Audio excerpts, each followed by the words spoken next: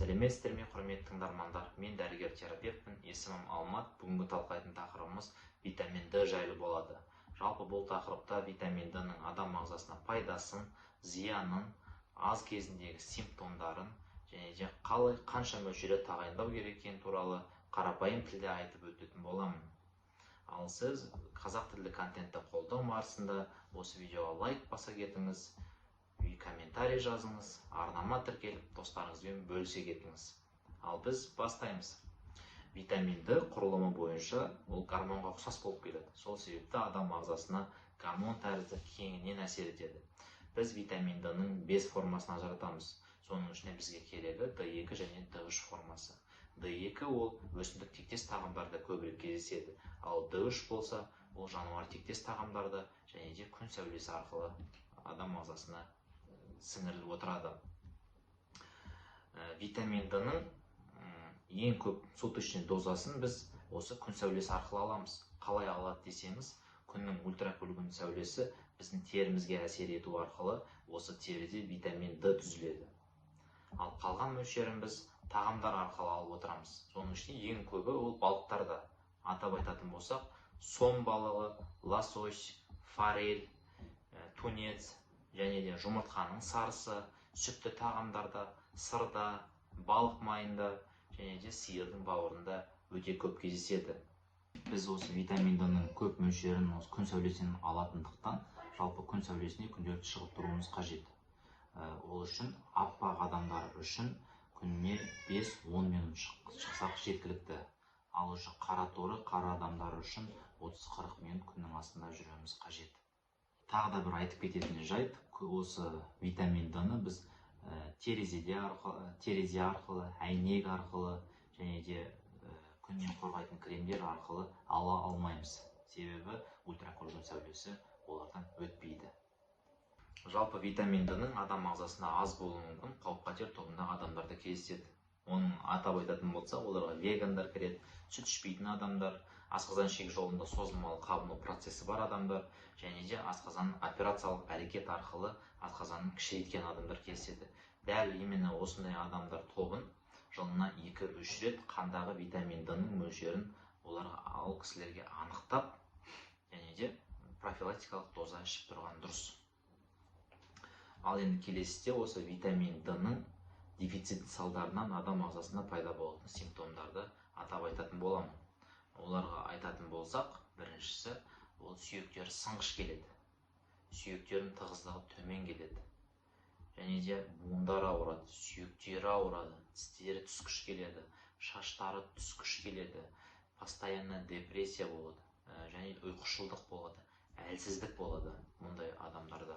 Яғни бұл үлкен адамдарда болатын симптомдар. Ал енді сәбилерде болатын симптомдар атап айтатын болсақ, олардың бас сүйектерінің қатаюы уақытынан кешеуілдейді және де еңбегінің қатуы дұрыс болмайды, аяқтары X тәрізді қисаяды, ол жаңа рахит кезінде, және де баланың дамуы, еңбектеуі, жүруі өз уақытынан кешеуілдейді.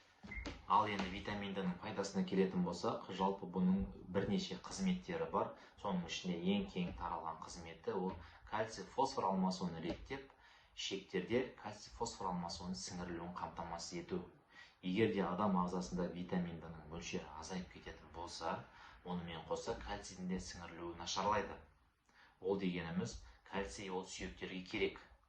Ал егер де витамин D адам ағзасына азайса, онда сүйектерге кальцийдің өтуі де нашарлайды, соответственно. Сол себепті де сүйектер сынғыш келеді, ауырады. Көп жағдайда дәрігерлер осы сүйек сынғаннан кейін, егер сүйектеріңіз ауырып жатса, осы кальциймен қоса витамин D-ны тағайындап жатады. Ал егер сіз қан тапсырсаңыз, кальцийіңіз аз болса, тек қана кальций ішіп қана қоюмен шектелмеу керек. Себебі онымен қоса витамин D-ны да ішуіміз қажет. Егер тек қана кальций ішсеңіз, витамин D аз болса қаныңызда, онда соответственно тоже кальцийдің сіңірілуі азаяды. Ал келесі қызметі иммунды жүйенің нығаюына атсалысады. Егер де витамин D мөлшері азаятын болса, онда антивирусный, антибактериальный иммунитет әлсірейді. Сол себепті де витамин D-ның маңызы бұл жерде өте зор. Келесі ол ісікке қарсы иммунитет нығаюына да тоже өзінің рөлі өте үлкен. осы іске қарсы иммунитетті түсіп, ол бізді онкологиялық аурулардан да қорғап тұрады. Келесі тағы да қызметі ол көмірсу алмасуын реттеу болып табылады. Бұл прямой инсулин гормонына әсер ете отырып, және де глюкозаның мөлшеріне, сонымен қоса сахарный диабет, ожирениенің алдын алады. Келесісі ол орталық жүйке жүйесіне әсер етеді. Орталық жүйке жүйесінде егер витаминді жеткіліксіз болатын болса, бізде жаңағы айтпақшы депрессия, ұйқышылдық, памяттің төмендеуі сияқты белгілер болады. Витаминінің келесі бір қызметі ол қалқанша безінің жұмысына өзінің септігін тигізу. Яғни витаминді мөлшері азаятын болса, онда қалқанша бездің қызметі де нашарлайды, әлсірейді. Соответственно, гипотиреоз қалыптасады. Ал бізде қалқанша безі ол біздегі зат алмасуды қамтамасыз етеді. Витаминінің келесі бір қызметі ол адамның терісіне тікелей әсер ету. Яғни осы витаминдардың төмен болған кезде тері аурулары пайда бола бастайды. Мысалы үшін жаңағы терінің қабыршықтануы және де псориаз аурулары кезінде бізде дерматолог дәрігерлер осымен қоса витамин Д-ны да тағайындап жатады. Сонымен қоса қанның ағуында дұрыстайды бұл. Яғни қан ағысын дұрыстап, тромбоз сияқты аурулардың алдын алып отырады. Сіздер витамин Д-ның қызметтерімен таныс болдыңыздар. Енді нормасына келетін болсақ, жалпы витамин Д-ның қандағы нормасы 30 нанограммнан 100 нанограммға дейін болады. Егер одан төмен болатын, 30-дан төмен болатын болса, онда дефицит витамин Д. Ал егер оған жоғары болатын болса, онда витамин Д-ның ағзадағы передозировкасы деп айтсақ та болады. Жалпы идеальны болу үшін адам ағзасына витамин Д, оның нормасы осы норманың 3-тен 1 бөлігі, жоғарғы 3-тен 1 бөлігі. Мысалы үшін 30 бен 100-дің арасы норма деп айтатын болсақ, сонда бізде идеальный норма ол 60 бен 90-ның арасы. Егер де витаминді осы 100 нанограммнан асып кететін болса, адамда уже передозировка болады витамин Д-ға. Ол енді бір айқын көріністермен болмайды. Бұл негізі қызметі кальций фосфор алмасуын реттеу және сіңірілу болды ғой. Именно осы процесті бұл бұзады. Бұл айтқан кезде адам ағзасында кальций мөлшері көбейіп, ол тамырларда және де бүйректе, ішектерде артық мөлшерде кальций жиналады. Бұл витамин Д-ны бесконтрольно алып іше беруге болмайды. Тек қана дәрігердің тағайындауымен ішуіміз қажет. Жалпы кейбір дәрігерлер осы витамин Д-ны инъекция түрде тағайындаған жақсы көреді, ал кейбіреулер таблетка түрінде тағайындайды. Бұл енді барлығы сіздегі витамин Д-ның қаныңыздағы нормасына байланысты тағайындалады. Жалпы витамин Д-ның профилактикалық дозасы ол 0 жастан 1 жасқа дейін 400-600 международный единица болып табылады.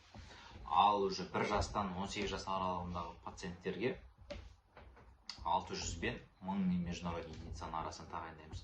18-ден 70 жас аралығындағы пациенттерге уже 800-ден 1200-дік международный единицада тағайындалып отырады. Және де жүкті әйелдерге де тура сондай 800-ден 1200 международный единицада. Бұның барлығы профилактикалық доза деп аталады. Яғни сіздің қаныңызда витамин Д-ңыз норма болса, осыны норманы дәлше ұстап тұру үшін осындай профилактикалық витамин Д-ның дозировкалар тағайындалып отырады. Ал егер сізде витамин Д-ның мөлшері төмен болатын болса, 30-дан төмен болатын болса, онда бұл дозадан да қосымша тағы да дозировкалар тағайындалады. Ол енді былай қазір нақты өйтіп сізге айта алмаймын, себебі ол әр пациенттікі жеке индивидуально болады. Витамин Д сатылымда капсула ретінде және таблетка ретінде жүреді. Бізге ең дұрысы осы капсула ретінде қабылдаған. Капсуланың өзі бөлінеді, біреуі балық майының ішінде, екіншісі майлы сұйықтықтың ішінде болады. Ең дұрысы осы европейский немесе американский производстводағы именно витамин Д-ны алып қабылдағанымыз дұрыс. Олардың сіңірілуі өте жақсы болып келеді. Сол себепте құрметті оқырмандар, тыңдармандар, сіздерге айтарым, жылына кем дегенде 1 рет витамин Д-ның қандағы мөлшерін анықтап, қажет болған жағдайда осы витамин Д-ның дозировкасын мөлшерін дұрыстап тағайындап ішіп тұрғандарыңыз абзал. Ауырып ем іздегенше ауырмайтын жол іздейді қазағым, сол себепті де ауырмаңыздар.